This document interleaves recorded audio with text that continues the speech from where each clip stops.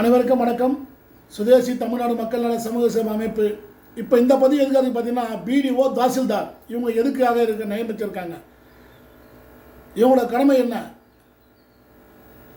VAO இவங்களோட கடமை என்ன, இதெல்லாம் எல்லாரும் தெரிஞ்சுக்கிங்க. நான் பல முறை மனு கொடுத்துருக்கேன், பொதுமக்களுக்காக பல முறை மனு கொடுத்து பிடிஓ எந்த நடவடிக்கை எடுக்கலை, தாசில்தாரும் எந்த நடவடிக்கை எடுக்கலை. என்ன காரணம்னு தெரியல. யாருக்கு வேலை செய்கிறாங்க அவங்க?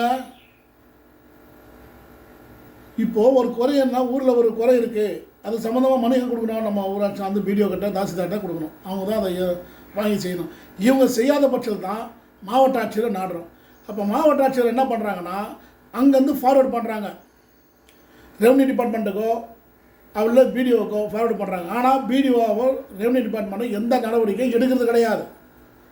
போய் சம்மந்தப்பட்டதில் சும்மா அந்த நேரத்தில் போய் பார்த்துட்டு வந்துடுது, அவ்வளோதான் எடுக்கிறோன்னு சொல்லிட்டு. நான் கிட்டத்தட்ட பெடிஷன் கொடுத்து போன வருஷம் 12ஆம் மாதம் கொடுத்துருக்குது, 2024 12ஆம் மாதம் கொடுத்துருக்குது.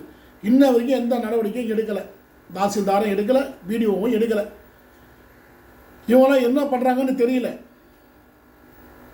இதுக்கு மேலே என்ன பண்ணணும்?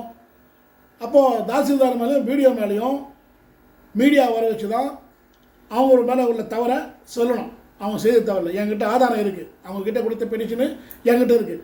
15 பெடிஷன் இருக்குது. இது வரைக்கும் எந்த பெடிஷன் மேலே நடவடிக்கை எடுக்கலை. 1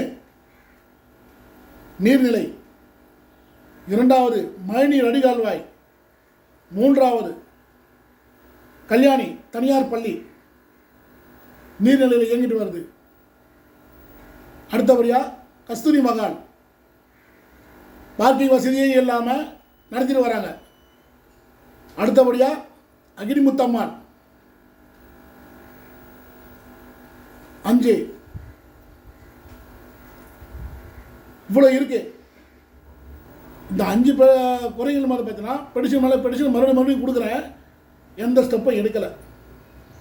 என்ன காரணம் தெரியல. தயவுசெய்து மாவட்ட ஆட்சியரும் சரி, மாண்புமிகு முதலமைச்சர் ஐயா அவர்களும் சரி, இவர்கள் மீது சட்ட ரீதியாக அலுவலக ரீதியாக நடவடிக்கை எடுக்கணும்னு கேட்டுக்கொள்கிறேன்.